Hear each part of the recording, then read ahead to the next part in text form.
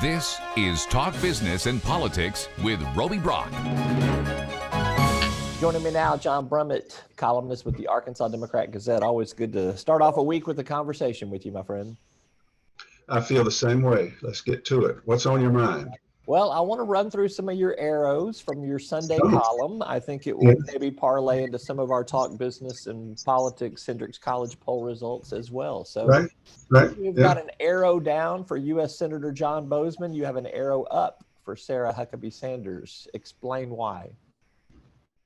Well, John Boozman remains sort of the man in Arkansas politics who wasn't there. He continues to, he's held office for decades now. He's going for his third term in the U.S. Senate, and yet his general name identification entering this race remained low, and he is paired against two, I would say, extreme right, I consider sort of mildly non-serious candidates, which is not to say Republicans do, and he can't put them away. And so he's at 45, and they're at Jake Beckett is at 19, and the gun goddess, Jan Morgan, who hasn't done much advertising that I've seen, but she's known from running before, she's at 16.5. So it's possible. It's possible.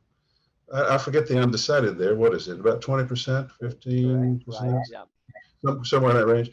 I mean, probably he'll get enough of the undecided and he'll spend a lot of money here at the end. And I think Sarah Sanders ought to she's an old campaign manager and good friend. She could do a campaign spot for him, or speak at a rally for him. You think he'll come through, but on his own, he has not been able to put these two characters away.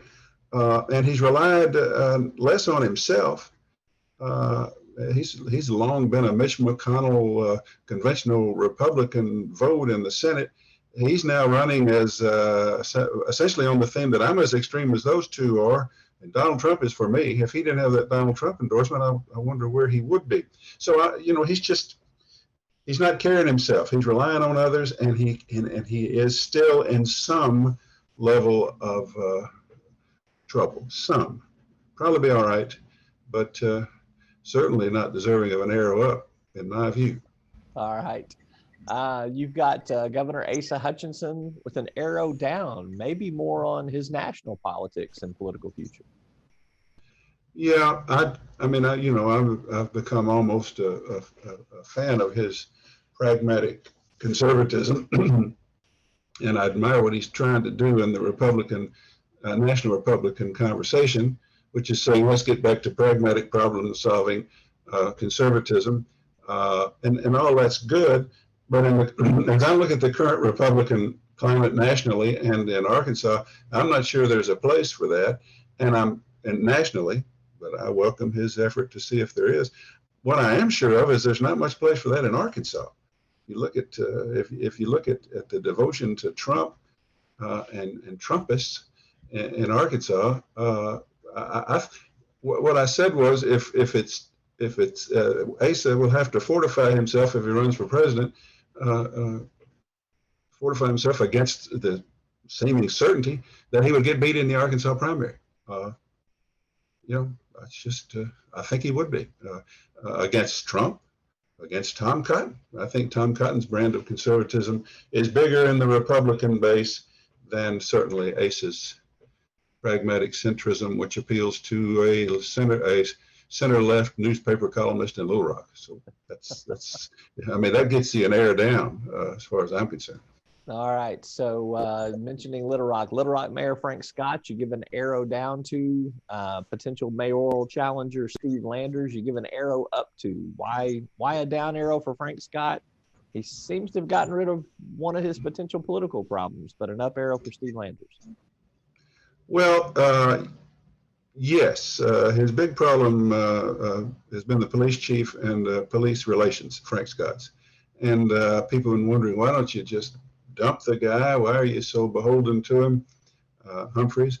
And I don't know how this came to be, if this is all arranged or Frank Scott asked for it, but if the police chief is doing Frank Scott a great favor, is going to retire, I think, May 20. And then Scott has had several things he's strung himself out on: a big tax program, redoing War Memorial Park, things that haven't come to fruition. From his inaugural address, he was trying to get Top Golf into Little Rock, and it looks like now they're coming. So that makes him appear to be doing better. But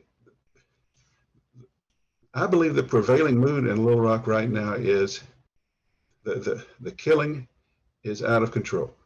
And when people are as frightened and frustrated as they are, when voters are, somebody has to pay a price. And I think, as I say, his arrow's down because the pace of homicide continues incessantly, and that's not his fault, but he has the responsibility or the accountability, or at least he's an easy person to take out voter frustration on.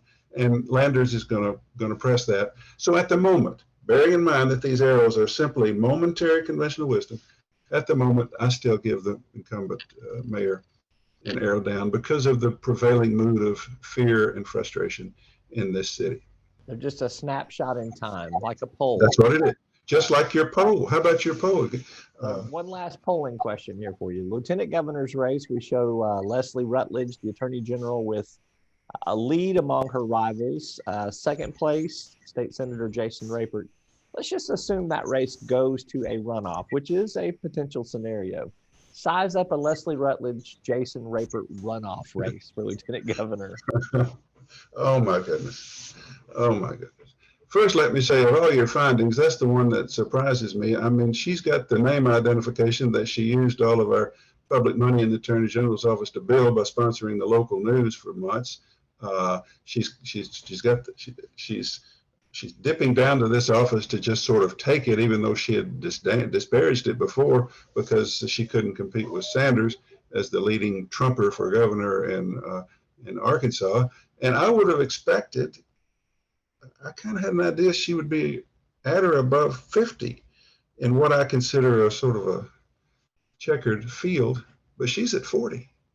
Now there are 25% or more still undecided, and you know, she has a chance to get there without a runoff. But Jason Rapert, the extremist evangelical, a preacher with an ability to communicate, is at 11.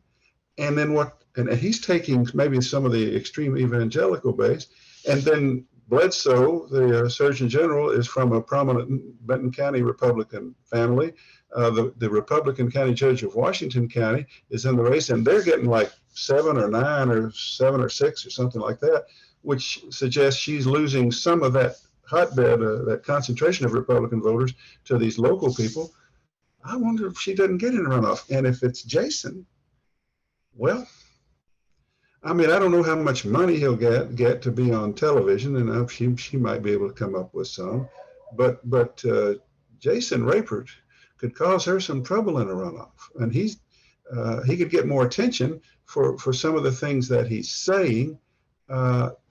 Primarily, do you want to give this job, which is a nothing job, we shouldn't even have it, you want to give this job to a woman who said when she was running for governor, I'm not afraid of Sarah Sanders, which she was, and I wouldn't ever run for lieutenant governor because after having a real job as attorney general, why would I want that job?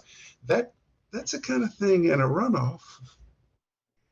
Oh, well, it's just, and I almost root for Jason because with almost is a key word there, because with Asa Hutchinson leaving to run for president pretty soon, that would leave Jason as the only Republican in Arkansas who returns my calls. So, there's you got to look on the bright side. I tell you he thinks if one more phone call, he's a minister. He thinks with one more phone call, he can turn me around. Probably not going to happen, but he thinks so. So fascinating. I'll share your phone number with all of the candidates for lieutenant governor, and we'll see which ones return your phone calls this week. Well, I'll tell you already. Jason Rapert. The rest of them will see no purpose to it, and I will agree with them. But I believe Jason will take any opportunity to try to convert me. I believe he will. The U.S. Senate race, lieutenant governor's race are the two I'm watching the most because that's the one we're all watching because and your poll verifies, validates that those are the two races what we could be looking at for another 5-6 weeks. Right. What, a runoffs are 3-week periods. I mean, this and two big names in Arkansas Republican politics, Senator Bozeman and Attorney General Rutledge, in some degree of difficulty. That's the story on a statewide basis right now for us. Gives us something to talk about for sure, right?